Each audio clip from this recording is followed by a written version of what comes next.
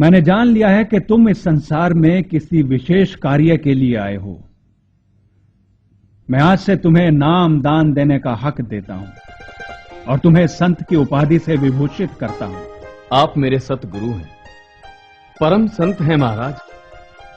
आपका हर आदेश मानना मेरा कर्तव्य है, परंतु मेरे जैसा अनपढ़ गंवार इंसान क्या इतनी बड़ी जिम्मेदारी के लायक है? मूर्ख, इसमें पढ़े लिखे वाली बात कहां से आ गई? 4 पोथी पढ़कर ही कोई पंडित नहीं बन जाता। तो अपने आप को अनपढ़ समझता है। तू देखना, एक दिन तू बाहर के मुल्कों तक में जाएगा और राधा स्वामी के नाम को रोशन करेगा। तुझे तो बस मेरा हुक्म बजाना है, करना तो सब मुझे ही है।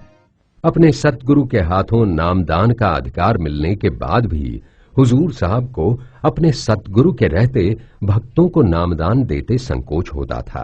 तब अरमान साहब जबरदस्ती इनके हाथ से लोगों को नामदान दिलाने लगे और सन 1969 में तो एक अनोखा वसीयतनामा करके अपनी ये जिम्मेदारी पूरी तरह हुजूर साहब को सौंप दी। बेखट के तुम नाम दो, करो संत प्रचार,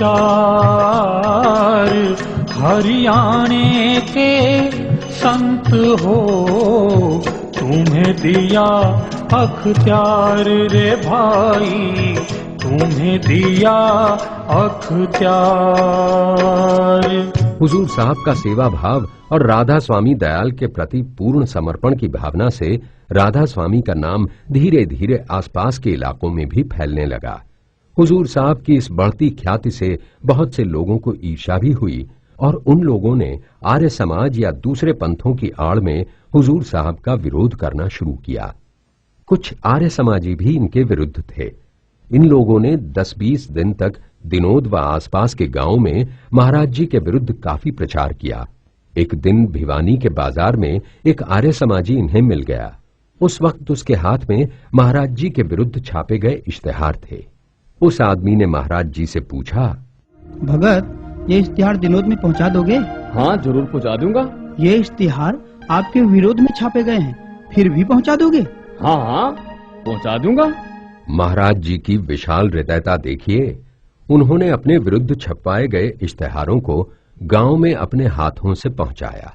इस बारे में महाराज जी का कहना था, निंदक मेरा नाम रो, जीवो आदि जुगादि,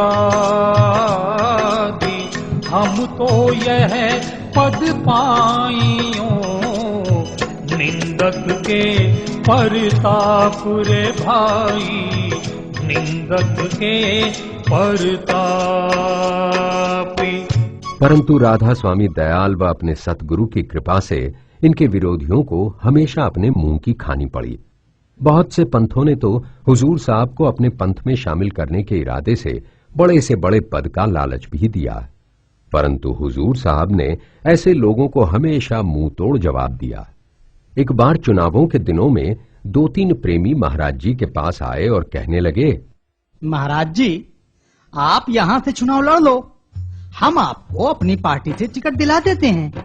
भाई, आपकी इस फांसी का फंदा तो मेरे गले में फिट नहीं आया।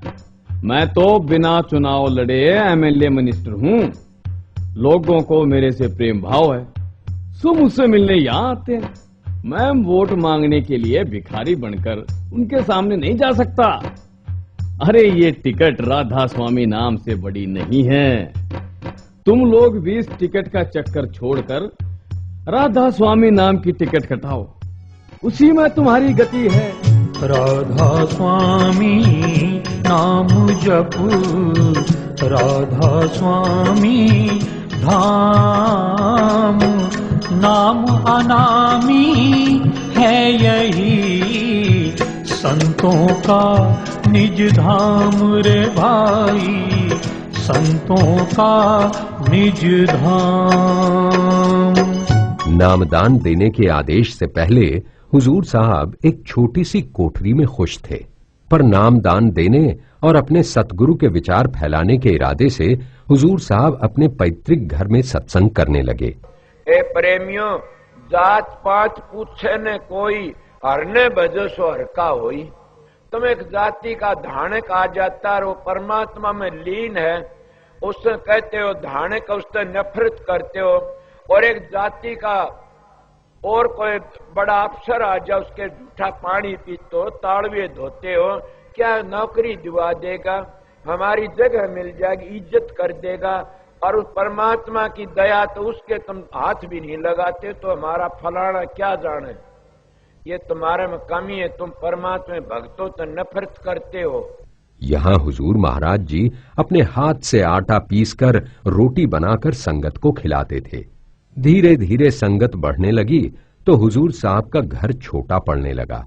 तब इन्होंने अपना पैतृक घर बदलकर गांव के पश्चिम में तालाब के किनारे वाली जमीन लेकर सन 1961 में अपने पहले आश्रम की स्थापना की, जो बाद में बड़वाला आश्रम कहलाया।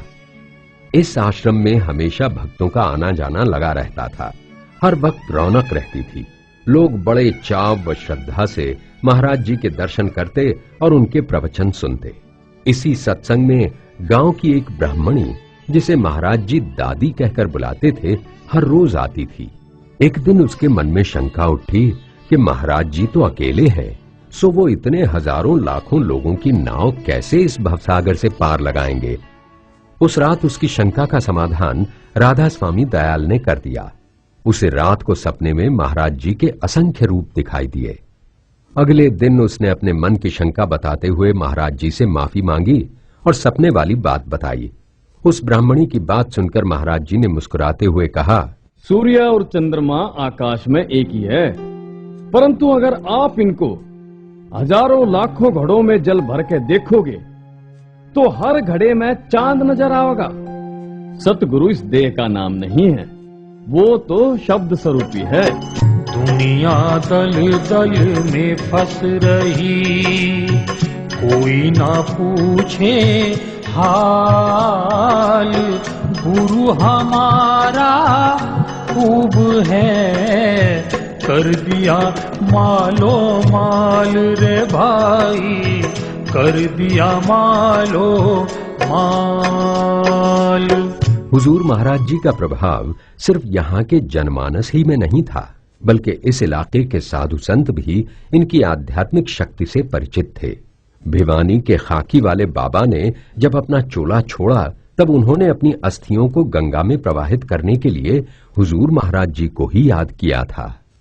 इसी तरह महात्मा रतनदास ने भी अपने अंत समय में अपने पास आए केलंगा के सत्संगियों को दिनोद आश्रम में जाकर हुजूर महाराज जी के साथ सत्संग करने का निर्देश दिया था। महात्मा रतनदास जी के अनुसार दिनोद आश्रम में विद्या और धन नहीं है, वहाँ रूहानी दौलत की भरमार है।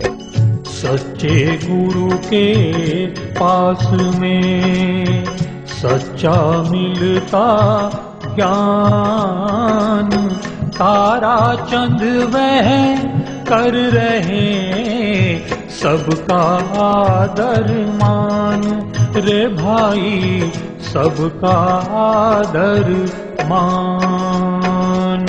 हुजूर महाराज जी सिर्फ अपने गांव दिनोद में ही सत्संग का आयोजन नहीं करते थे, बल्कि गांव गांव पैदल या साइकिल पर घूम घूम कर सत्संग आयोजित करते थे। एक बार हुजूर महाराज जी सत्संग करने एक गांव में गए थे। सत्संग के बाद विश्राम के लिए महाराज जी एक घर में रुक गए। उस घर में महाराज जी के दर्शन करने आए लोग कुछ समय बाद चले गए। तब महाराज जी घर में अकेले रह गए। उनको अकेला देखकर उस घर की मालकिन उनके पास आई और बोली, महाराज जी, मैंने सुना है कि सदगुरु के साथ सोने से सारे पाप कट जाते हैं। उस औरत की ऐसी वाहियात बात सुनते ही महाराज जी ने अपनी जूती पहन ली और गुस्से में बोले, सारे पाप कट जाते हैं। ए पापड़, मेरे को तो आर्डर था मेरे गुरु का कि एकली लड़की तो बात मत करिए, मैं तेरे घर ही नहीं बढ़ूंगा कभी भी। इतना कहकर महाराज जी वहां से चले गए। औरत जात के बारे में महाराज जी का कहना था, एक नारी सो सदा दती, अपनी नारी को नारी समझो और माता बहन समझो, और मेरी माता अपने पति को पति समझो और सब भाई भतीजे समझो। इसी तरह के दो और किस्से महाराज जी के साथ विदेश में भी हुए थे, जहां दो महिलाओं ने महाराज जी के सामने शादी का प्रस्ताव रखा था। इनमें से एक महाराज जी से शादी करके ऐश करना चाहती थी, तो दूसरी इस रास्ते पर अपनी मुक्ति का मार्ग तलाश रही थी। महाराज जी ने पहली को उपदेश दिया कि उनके जीवन में मां, बहन और बेटी के अलावा स्त्री का चौथा कोई स्थान है ही नहीं, और दूसरी स्त्री को समझाते हुए कहा, तू मेरी मां है, मैं तुम्हारा बेटा हूं। मैंने बेटा बनकर तुम्हारे चरण स्पर्श कर लिए। मेरे स्पर्श मात्र से अगर तुम्हारा उद्धार होना है तो वो अब भी हो जाएगा। नारी की झाई पड़े